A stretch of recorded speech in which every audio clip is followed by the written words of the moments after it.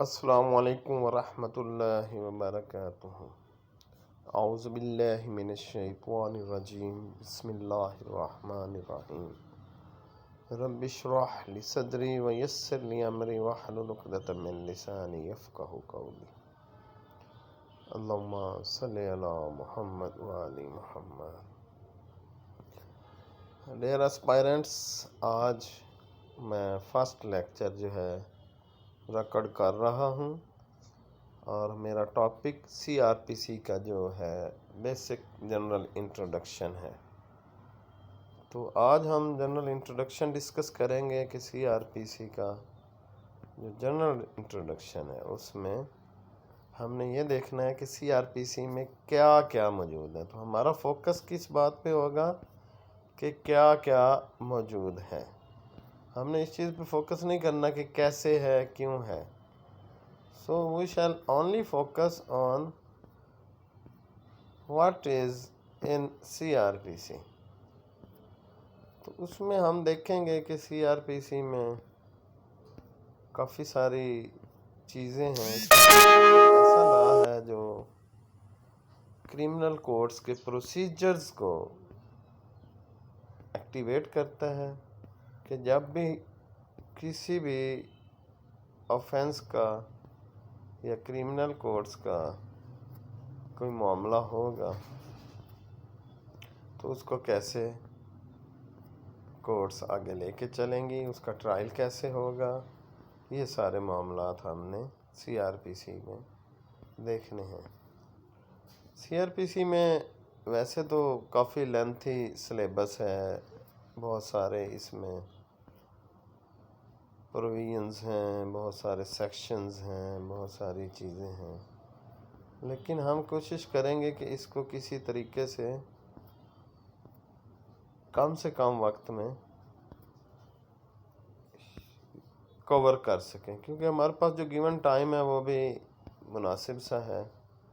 तो इस टाइम में हम कोशिश करेंगे कि किसी न किसी तरह चीज़ों को कवर कर सकें। जहाँ तक इस चीज़ का ताल्लुक़ है कि सीआरपीसी में क्या क्या तो हम एक तरतीब से एक इम्पोर्टेंस के हिसाब से पढ़ते जाएंगे और होपफुली इंशाल्लाह एक दिन ऐसा आएगा कि हम हर चीज़ बड़े अच्छे तरीके से कर लेंगे। सीआरपीसी में कोर्ट्स की पावर्स बयान की गई हैं कि कोर्ट्स की क्या क्या पावर्स हैं, किस किस तरह से कोर्ट्स अपना काम करती हैं। एक ऑफेंस कमिट हो जाएगा तो क्या प्रोसीजर्स होंगे, इस तरह ये सारे मामलात हैं। अब हम देखें कोड ऑफ क्रिमिनल प्रोसीजर जो है, आज हम इसका बाकायदा इंट्रोडक्टरी लेक्चर जो है वो कर रहे हैं। मैं Mohammad Shabbir Khokhar, assistant district attorney, law officer हूँ, डिप्टी कमिश्नर ऑफिस मुल्तान। मेरी क्वालिफ़िकेशंस हैं एमए इंग्लिश और एलएलबी। मेरे आज के टॉपिक के कंटेंट्स हैं provisions relating to courts, provisions relating to prevention of offences, offence, FIR, arrest, investigation, trial, judgement, execution, appeal, revision, reference, bail, disposal of case property, irregularities and कुछ miscellaneous portion होगा। अब हमने courts के मुतालिक देखना है कि सीआरपीसी में प्रोविजंस क्या क्या है। मैंने पहले जिस तरह से कहा है कि आज के लेक्चर में हमने सिर्फ ये देखना है कि क्या है सीआरपीसी में, क्या है। तो प्रोविजंस रिलेटिंग टू कोर्ट्स क्या हैं, classes of criminal courts, criminal courts की क्लासेस हम देखेंगे। पावर्स ऑफ मजिस्ट्रेट्स के मजिस्ट्रेट्स जो हैं उनके क्या क्या इख्तियारात हैं, और sentence passed by which court के अगर सज़ा देनी है तो कौन सी कोर्ट को इख्तियार है वो सज़ा दे सकती है और कितनी सज़ा दे सकती है। उसके बाद provisions relating to prevention. CrPC में कोशिश की गई, लेजिस्लेचर ने कहा कि भाई ऑफेंस करने से बचो, जितना बच सकते हो बचो। इसीलिए उन्होंने ये प्रोविजंस दे दी कि ऑफेंस की प्रिवेंशन की जाए, ऑफेंस ना होने पाए। तो इसके लिए जो प्रोविजंस हैं रिलेटेड कि security for breach of peace, public nuisance, section 145, emergency में जो हालात हैं, दफ़ा 44 लग गई, वो actually 145 CRPC, powers of magistrate in dispute of immovable property, unlawful assembly, public nuisance etcetera. तो ये तमाम सूरतें वो हैं जो कोशिश है कि ऑफेंस ना होने पाए। अब सपोज ऑफेंस हो गया तो ऑफेंस क्या है, पहले तो हमें ये पता होना चाहिए। ऑफेंस दो तरह के होते हैं, कॉग्निजेबल होते हैं और नॉन कॉग्निजेबल। कॉग्निजेबल वो होते हैं जिनमें डायरेक्ट FIR होते हैं, नॉन कॉग्निजेबल वो होते हैं जिनमें रपट दर्ज होती है और इलाका मजिस्ट्रेट साहब जो होते हैं उनके ऑर्डर से इन्वेस्टिगेशन होती है। तो नॉन कॉग्निजेबल ऑफेंस में तो 155 के तहत रपट होगी। कॉग्निजेबल ऑफेंस है तो हम क्या करेंगे, सबसे पहले अगर हम किसी पर्सन के अगेंस्ट कोई ऑफेंस कमिट होता है तो वो क्या करेंगे, सबसे पहले एप्लीकेशन फॉर FIR देंगे। जब वो FIR के लिए एप्लीकेशन देंगे तो SHO की जिम्मेदारी 154 के तहत कि फौरी तौर पे FIR दर्ज करें। तो वो FIR दर्ज करेगा। अगर नहीं करता तो क्या है, नेक्स्ट रेमेडी क्या है, 551 के तहत एप्लीकेशन है जो हम दे सकते हैं सीनियर अफसर्स को, जो पुलिस के सीनियर अफसर्स हैं, like DPO, SP, SSP operation वगैरह। फिर उनको दरख्वास्त देने पे क्या होगी, FIR हो जाएगी तो ठीक। अगर नहीं होती, वो वहाँ से भी रेमेडी जो है वो नहीं मिलती, तो फिर क्या है, पटिशन अंडर सेक्शन 22 है, 22A हम अक्सर रेट कर देते हैं, ये पटिशन कर देते हैं। तो ये है 22A के तहत पटिशन। उस पर क्या होगा, डायरेक्शन हो जाएगी तो FIR दर्ज हो जाएगी।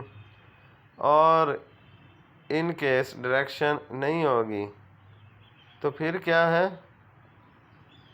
प्राइवेट कंप्लेंट कर देंगे। तो प्राइवेट कंप्लेंट जो है वो जनाब अली आगे इंटरटेन होगी उसके मुताबिक।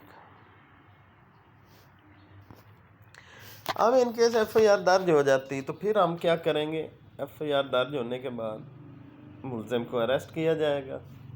अरेस्ट होता है तो ठीक है।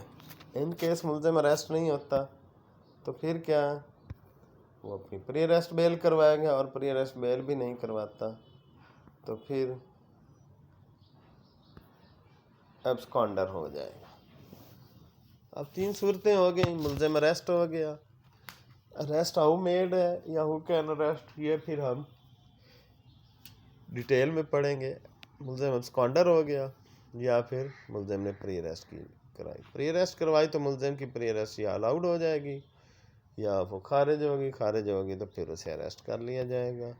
एब्सकॉन्डर है तो उसको समन किया जाएगा, वारंट किए जाएंगे या उसका इश्तिहार अखबार जारी कर दिया जाएगा।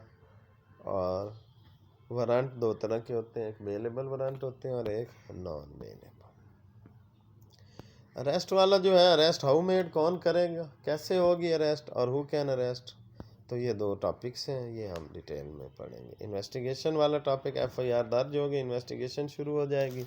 इन्वेस्टिगेशन के दौरान पता चलता है कि एविडेंस इनसफिशेंट है तो वो बंदे को डिस्चार्ज के लिए पेश कर देंगे 63 के तहत। और अगर एविडेंस सफिशेंट है तो फिर उसका फिजिकल रिमांड लेंगे कि जी हमने फर्दर इन्वेस्टिगेशन करनी है, रिकवरियाँ करनी। तो फिजिकल रिमांड के दौरान सर्च करेंगे, सर्च वारंट जारी होंगे, रिकवरी कोई भी बरामदगी के लिए, समन्स टू ज्वाइन इन्वेस्टिगेशन, किसी बंदे को शामिल तफ्तीश करना है तो समन्स करेंगे, स्टेटमेंट अंडर सेक्शन 161, कन्फेशन 161, ये सारे रिकॉर्ड किए जाएंगे। जब इन्वेस्टिगेशन कंप्लीट होगी तो उसे जुडिशल कर देंगे, जुडिशल करेंगे तो फिर मुलजिम को ये राइट है कि वो पोस्ट अरेस्ट बेल करवा सकता है। अब क्या होगा, जिस वक्त ये फाइनल हो जाएगी इन्वेस्टिगेशन, तो इन्वेस्टिगेशन अफसर 173 की रिपोर्ट जो है वो सबमिट करवाएगा कोर्ट में। तो कोर्ट सबसे पहले क्या करेगी, कॉग्निजेंस लेगी। कॉग्निजेंस क्या लेगी कि whether the offence is triable by magistrate और triable by court of session. तो अगर ट्राइबल बाय मजिस्ट्रेट हिमसेल्फ है तो वो खुद उसका ट्रायल करेगा, अगर मजिस्ट्रेट का नहीं है, कोर्ट ऑफ सेशन का है, तो वो फिर फॉरवर्ड कर देगा। अब ट्रायल शुरू हो गया। ट्रायल में क्या क्या होगा, सबसे पहले अक्यूज़ को समन करेंगे। समन्स पे क्या हो गया, वो आ गया तो ठीक है, नहीं आता तो फिर वारंट्स जारी होंगे। वारंट्स नहीं आएगा तो प्रोक्लेमेशन कर देंगे। प्रोक्लेमेशन नहीं है तो फिर परपेचुअल वारंट्स जारी कर देंगे। इसकी प्रॉपर्टी भी अटैच हो सकती है और फिर ट्रायल इन एब्सेंशिया हो जाएगा अगर वो बिल्कुल नहीं आता। इनके समन्स पे वो आ जाता है तो सबसे पहले डिलीवरी ऑफ कॉपीज़ होगी, जो उसके खिलाफ एलिगेशंस हैं, चार्जेस हैं, वो डॉक्यूमेंट्स उसे प्रोवाइड किए जाएंगे। उसके बाद चार्ज फ्रेम होगा। चार्ज फ्रेम करने के बाद दो सूरतें पैदा होती हैं। अगर तो वो गिल्टी प्लीड करता है तो फिर ठीक है, अगर गिल्टी प्लीड नहीं करता तो फिर उसका ट्रायल होगा। अगर गिल्टी प्लीड करता है तो कोर्ट उसे सेंटेंस कर देगी। ट्रायल क्लेम करता है तो ट्रायल में प्रोसिक्यूशन एविडेंस होगी, मुल्ज़िमों के बयान होंगे, स्टेटमेंट ऑफ अक्यूज्ड होंगे, डिफेंस एविडेंस होगी, फाइनल आर्गूमेंट्स होंगे और फिर कोर्ट अपनी जजमेंट जारी करेंगे। अब जजमेंट जारी होने के बाद क्या होगा, दो ही सूरतें हैं, या अक्विटल हो जाएगी या सेंटेंस। तो अक्विटल होगी तो जो प्रोसिक्यूशन है उसके पास रेमडी है कि वो अपील अगेंस्ट अक्विटल करे।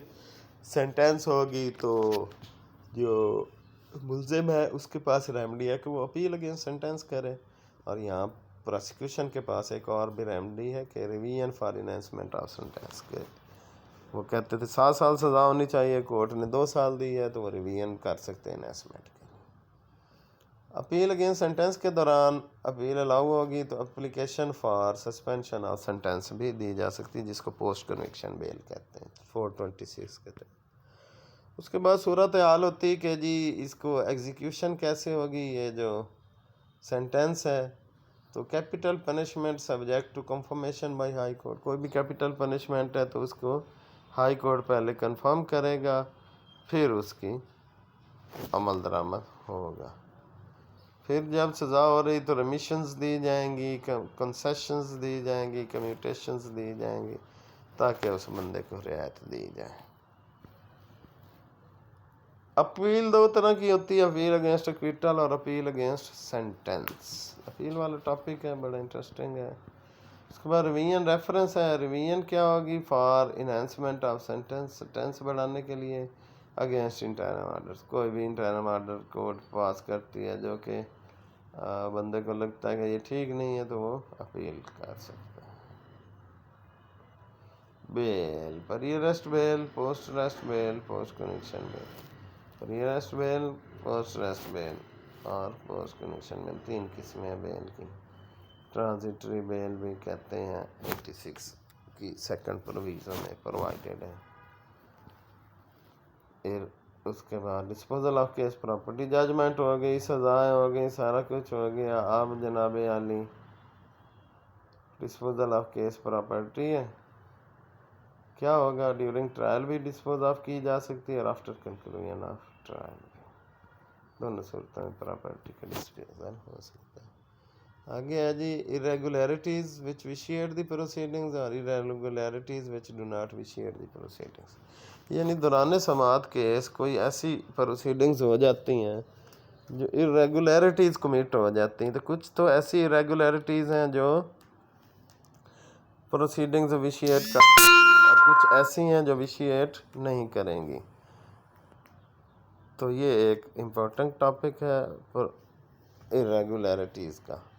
उसके बाद कुछ मिसलिनियस टॉपिक्स हैं। हबीस पटिशन है 491 के तहत, ट्रांसफ़र ऑफ केसेस है, इनहेरेंट पावर्स ऑफ कोर्ट है, टेंडर ऑफ पार्डन है, ट्रायल ऑफ ल्यूनेटिक है, डबल जेपर्डी है। तो ये सारे इम्पोर्टेंट टॉपिक्स हैं। तो ये है इब्तदाई सा तारुफ। तो होपफुली आपको ये वीडियो अच्छी लगी होगी। तो इस सिलसिले को इंशाल्लाह जारी रखेंगे। थैंक यू वेरी मच, जज़ाकल्लाह।